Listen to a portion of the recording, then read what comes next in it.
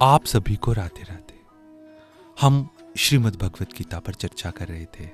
महाभारत में कुल 13 गीताओं का वर्णन मिलता है। शांति पर्व में 10 गीताएं, आश्वमेधिक पर्व में 2 और भीष्म पर्व में 1 गीता का वर्णन मिलता है। ये जो भीष्म पर्व वाली गीता है, इसी को श्रीमद् भगवत गीता कहा जाता है, जो भगवान ने अर्जुन को कुरुक्षेत्र की युद्ध भूमि में सुनाई थी। दोनों सेनाएं कुरुक्षेत्र में एकत्रित हुई थी और जब अर्जुन ने भगवान को आज्ञा दी थी कि मेरा रथ दोनों सेनाओं के मध्य में खड़ा कीजिए, तो भगवान अर्जुन के रथ को ले गए थे और पितामह भीष्म और आचार्य द्रोण के सामने दोनों सेनाओं के बीच में खड़ा कर दिया था। तब अर्जुन ने अपने गुरुजनों को, स्वजनों को, कुटुंबियों को देखा था और अर्जुन में मोह जागृत हो गया था। अर्जुन अपने कुटुंबियों को नहीं मारना चाहता था, तो अर्जुन ने निर्णय लिया कि वह युद्ध नहीं करेगा। वह अपने परिजनों को मारकर स्वर्ग का राज्य भी नहीं चाहता, तो धरती के राज्य के लिए तो क्या ही मरेगा। जब अर्जुन की ऐसी दशा हो गई थी कि अर्जुन से गांडीव तक नहीं उठाया जा रहा था, अर्जुन का शरीर कांप रहा था, गला सूख रहा था, अर्जुन से खड़ा नहीं हुआ जा रहा था, अर्जुन रथ के पिछले भाग पर जाकर बैठ गए थे। ऐसी अवस्था में भगवान श्री कृष्ण ने गीता रूपी उपदेश देकर अर्जुन के मोह का नाश किया था और अर्जुन को पुनः युद्ध में लगाया था और अर्जुन को उस युद्ध में विजय प्राप्त हुई थी। अब थोड़ा ये जानने का प्रयास करते हैं कि दोनों सेनाएं युद्ध क्यों कर रही थी, आपस में ही ये कुरुवंशी क्यों लड़ रहे थे। तो ये जो दुर्योधन था, ये बचपन से ही पांडवों से बहुत द्वेष करता था। इसने बचपन में एक बार भीम को मारने के लिए जहर भी दिया था, लेकिन भीम किसी तरह बच गए थे।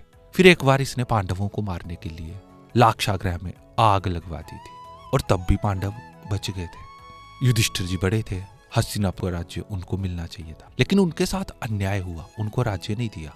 उसके बदले इन्होंने खांडव वन उनको दे दिया और पांडवों ने कठोर परिश्रम करके वहां इंद्रप्रस्थ राज्य खड़ा कर दिया। बड़ा सुंदर भवन का निर्माण इन्होंने वहां पे करवाया था और राजसूय यज्ञ का आयोजन करवाया था। अर्जुन ने बहुत सारे राजाओं को जीतकर बहुत सारा धन एकत्रित किया था, इसलिए अर्जुन का एक नाम धनंजय भी पड़ा था। और इन्होंने राजसूय यज्ञ में बहुत धन बांटा था। जितना धन बांटते उतना वो और बढ़ता जाता। अब उस भवन की विशेषता थी कि जहां जल नहीं होता था वहां पर जल प्रतीत होता था और जहां जल होता था वहां जल दिखता नहीं था। दुर्योधन उस भवन का निरीक्षण कर रहा था और जहां जल नहीं था वहां अपनी धोती उठाकर चल रहा था और जहां जल था वहां उसे जल दिखा नहीं। तो दुर्योधन ने जब पैर रखा तो जल में गिर गया। भीम, अर्जुन, नकुल, सहदेव 4 भाई वहां पे खड़े थे। ये हंसने लगे। फिर भीमसेन ने अपने सेवकों को बुलाया और दुर्योधन को नए वस्त्र दिए। दुर्योधन ने इसे अपना अपमान समझा और दुर्योधन हस्तिनापुर वापिस आया। दुर्योधन, शकुनी आदि ने मिलकर किसी तरह से धृतराष्ट्र को समझाया कि आप युधिष्ठिर को बुलाइए द्यूत खेलने के लिए। तो धृतराष्ट्र ने संदेशा भिजवा दिया, युधिष्ठिर को बुलाया द्यूत खेलने के लिए। हालांकि युधिष्ठिर जी ने बहुत मना किया था कि सज्जन मनुष्यों को द्यूत जैसे घृणित कार्य नहीं करने चाहिए, लेकिन क्योंकि ज्येष्ठ पिताजी की आज्ञा है तो मना नहीं किया जा सकता।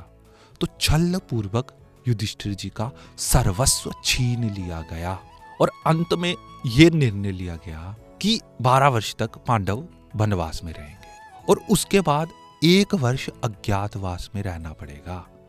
माने 1 वर्ष में किसी को पांडवों की पहचान नहीं होनी चाहिए, छुप के रहना पड़ेगा भेष बदल कर। और 1 वर्ष के भीतर यदि किसी ने इनको पहचान लिया तो फिर इनको 12 वर्ष और वनवास में रहना पड़ेगा। और यदि ये अज्ञातवास की अवधि को पूरा कर लेंगे, किसी के पहचानने में नहीं आएंगे, तो इनको इंद्रप्रस्थ वापिस दे दिया जाएगा, इनका राज्य इन्हें लौटा दिया जाएगा। जब वनवास की अवधि पूरी हो गई, 1 वर्ष का अज्ञातवास भी पांडवों ने काट लिया, तो फिर अपना राज्य वापिस मांगा इंद्रप्रस्थ, लेकिन दुर्योधन ने मना कर दिया। तो जो महाराज द्रुपद के कुल पुरोहित थे वे गए हस्तिनापुर में और उन्होंने सारी गणना वहां पर की, बताया कि 12 वर्ष वनवास भी हो चुका है और अज्ञातवास भी पांडवों ने काट लिया है। अब नियम के अनुसार उनको उनका राज्य दे देना चाहिए, इंद्रप्रस्थ दे देना चाहिए। लेकिन दुर्योधन ने कहा था कि मैं पांडवों को राज्य नहीं दूंगा, राज्य लेना चाहते हो तो युद्ध करो। तो युद्ध की तैयारियां होने लगी थी। दुर्योधन एक दिन भगवान श्री कृष्ण से सहायता मांगने के लिए द्वारिका गया हुआ था और उसी दिन अर्जुन भी द्वारिका पहुंच गए। अब जो दुर्योधन था, जब वो द्वारिका पहुंचा तो भगवान सो रहे थे और दुर्योधन भगवान के कक्ष में जाकर उनके सिरहाने के पास एक आसन पर बैठ गया। अर्जुन भी आए। अर्जुन ने देखा भगवान सो रहे हैं तो अर्जुन भगवान के चरणों के पास बैठ गए। जब भगवान उठे तो पहले भगवान ने अर्जुन को देखा। दुर्योधन ने कहा मैं भी आया हूं। और दुर्योधन कहने लगा कि सज्जन मनुष्य जो पहले आते हैं उनकी सहायता पहले करते हैं और ये नियम है। मैं पहले आया हूं तो आपको मेरी सहायता पहले करनी चाहिए। भगवान ने कहा कि दुर्योधन भले तुम पहले आए हो लेकिन मैंने तो पहले अर्जुन को देखा है ना। और दूसरी बात कि ये भी नियम है कि जो छोटा होता है उसको पहले मांगने का अधिकार होता है। तो मैं तुम दोनों की सहायता करूंगा लेकिन पहले मांगने का अधिकार जो है वो अर्जुन का है। तो अर्जुन को भगवान ने कहा कि मांग लो, तुम क्या चाहते हो। एक तरफ मैं और एक तरफ मेरी पूरी नारायणी सेना जो बहुत बलशाली है, लेकिन मैं निहत्था रहूंगा, मैं शस्त्र नहीं उठाऊंगा। तो अर्जुन ने हाथ जोड़कर भगवान को ही मांग लिया। अर्जुन ने कहा प्रभु मुझे नारायणी सेना नहीं चाहिए, मुझे तो आप चाहिए। दुर्योधन प्रसन्न हो गया क्योंकि दुर्योधन को तो नारायणी सेना चाहिए थी। भगवान ने पूछा अर्जुन को कि तुम्हें नारायणी सेना क्यों नहीं चाहिए। तो अर्जुन ने कहा प्रभु मुझे तो आप चाहिए और मैं चाहता हूं कि आप मेरे रथ को चलाएं, आप मेरे सारथी बने। तो अर्जुन की प्रार्थना को भगवान ने स्वीकार किया। अब युद्ध की तैयारियां जोरों पर थी। भगवान अपनी तरफ से शांति दूत बनकर के हस्तिनापुर में दुर्योधन को समझाया कि पांडवों का इंद्रप्रस्थ उन्हें लौटा दो। लेकिन दुर्योधन ने कहा कि मैं बिना युद्ध के सुई की नोक जितनी भूमि भी नहीं दूंगा और भगवान को बंदी बनाने का प्रयास किया था। भगवान को तो खैर बंदी बना नहीं पाए। जो सब जीवों को बंधनों से छुड़ाते हैं, जो जन्म जन्मांतरों के बंधन काटते हैं, उन्हें बंदी कौन बना पाया है। किसमें इतना साहस कि भगवान को बंदी बना सके। तो भगवान को तो बंदी नहीं बना पाए।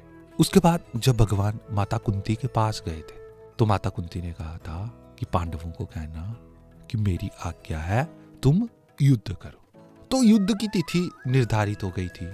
युद्ध के लिए जो स्थल था वो निर्धारित हो गया था। कुरुक्षेत्र की भूमि का चयन हो गया था और दोनों सेनाएं एकत्रित हो गई थी। इधर वेदव्यास जी धृतराष्ट्र जी के पास आए थे। इनका धृतराष्ट्र पर बहुत स्नेह था। धृतराष्ट्र से कहने लगे वेदव्यास जी कि तुम युद्ध देखना चाहो तो मैं तुम्हें दिव्य दृष्टि दे सकता हूं। तो धृतराष्ट्र ने कहा कि मैं सारी जीवन अंधा रहा, अब अपने कुल का संहार होते तो नहीं देख सकता। उन्होंने संजय को दिव्य दृष्टि दी। ये जो संजय थे ये गवलगन नामक सूत के पुत्र थे। वेदव्यास जी ने धृतराष्ट्र को कहा कि ये जो तुम्हारा सारथी संजय है ये तुम्हें युद्ध का सारा वृत्तांत सुनाएगा। ये युद्ध की प्रत्येक घटना को देख सकेगा, जान सकेगा। इतना ही नहीं, जो बातें सैनिकों के मन में आ रही हैं उनको भी ये जान लेगा और तुम्हें यहीं पर सब सुनाएगा। तय समय के अनुसार युद्ध प्रारंभ हो गया। 10 दिन तक संजय युद्ध स्थल में ही रहे। 10वें दिन जब भीष्म पितामह बाणों की छैया पर गिरे तब संजय हस्तिनापुर आए जहां धृतराष्ट्र थे। अब जो भगवान कृष्ण और अर्जुन का संवाद हुआ था युद्ध के पूर्व, वो भी संजय ने धृतराष्ट्र को सुनाया। ये धृतराष्ट्र और संजय का संवाद है। इसमें कुल 700 श्लोक हैं और 18 अध्याय हैं। सबसे पहला श्लोक धृतराष्ट्र ने बोला है। 574 श्लोक भगवान श्री कृष्ण ने कहे हैं और 84 श्लोक अर्जुन के द्वारा कहे गए। पहला अध्याय धृतराष्ट्र उवाच से प्रारंभ होता है। दूसरा अध्याय संजय उवाच से प्रारंभ होता है। तीसरा अध्याय अर्जुन उवाच से प्रारंभ होता है और चौथा अध्याय श्री भगवान उवाच से प्रारंभ होता है। एकमात्र पहला अध्याय ही ऐसा है जिसका नाम भगवद गीता के किसी एक पात्र विशेष पर रखा गया है, अर्जुन के नाम पर। अर्जुन विषाद योग। सर्वाधिक श्लोकों वाला अध्याय 18वां है जिसमें कुल 78 श्लोक हैं और सबसे कम श्लोकों वाले अध्याय 12वां और 15वां, ये 2 अध्याय हैं जिनमें 20-20 श्लोक हैं। अगले वीडियो में कुछ और मुख्य बिंदुओं पर चर्चा करेंगे। धन्यवाद।